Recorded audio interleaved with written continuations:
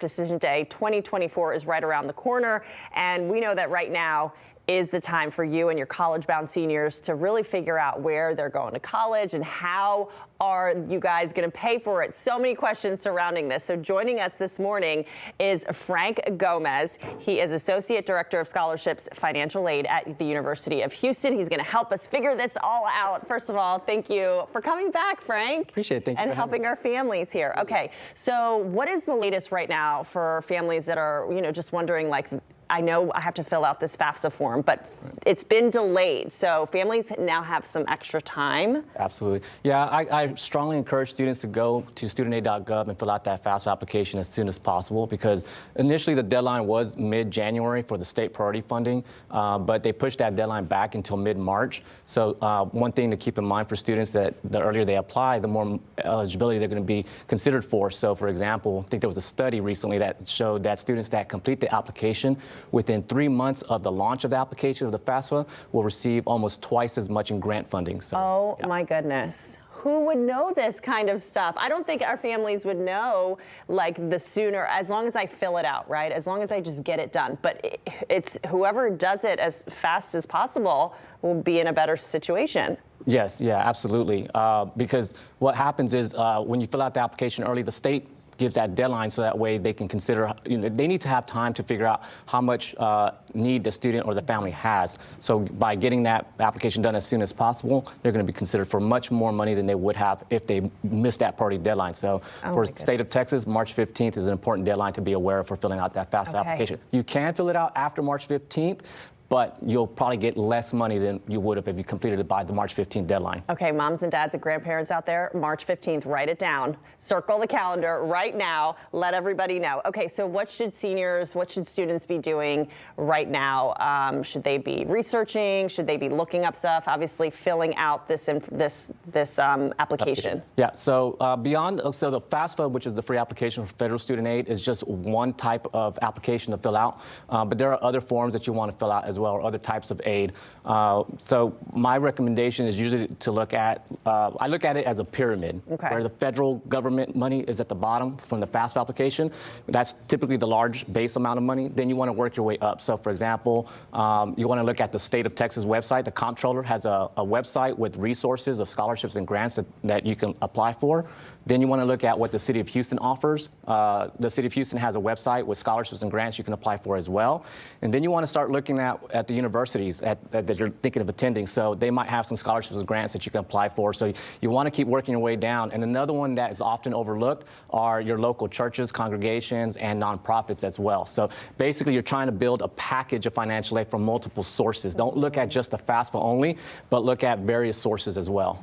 Right. And that could include maybe writing an essay or filling out maybe a bio about why you deserve, this specific scholarship. Yeah, absolutely. There's so many kinds. There's all kinds of scholarships out there. I want to say, like, for example, the Houston Livestock Rodeo Show offers scholarships as well. That's a big one. Yes. If you have a student that knows what they're going to major in, for example, like say they want to be an engineer. Well, I would strongly encourage that family to reach out to each of the institutions that they're looking to apply to or be admitted to. Contact the engineering school and ask them, hey, my student wants to major in engineering. Do you have any engineering specific scholarships that they could be eligible for? Merit-based scholarships. Also contact them and find out. My student did exceptionally well in school, has a high GPA. Do you have any scholarships that are merit-based that they may be eligible for as well? That's huge. That's huge. And parents can be doing this, students can be doing this. They can all be kind of helping each other. I guess it's like a team effort is better. Yeah, absolutely. Definitely want to work together to get, the more, it's basically like a network. So the bigger your network, it's like a net. You're throwing it out there. You're trying to get as much financial aid. Get the money. Yes, get the money. Yeah. Get the money. All right, we're talking about debt and, the right amount of debt. So students are faced with this if they're, deciding on going to a four-year university, or maybe they are going a different path. But what is the right kind and the right amount of debt for a student to take on? Well, As minimal as they can, obviously. Before you start getting into debt, there's also another thing they can look for, which is the work study programs. Because before you start going into debt, if you can, try to see if you can qualify for federal work study. In order to get that, you still have to fill out the FAFSA application, but they also have the state of Texas College Work Study Program, which is a great program that allows students to get hands-on experience, work flexible hours, and not have to take on as much debt. Yeah. Then at that point, if you've already exhausted all your scholarship opportunities, grants, and work study opportunities, then you can look at debt.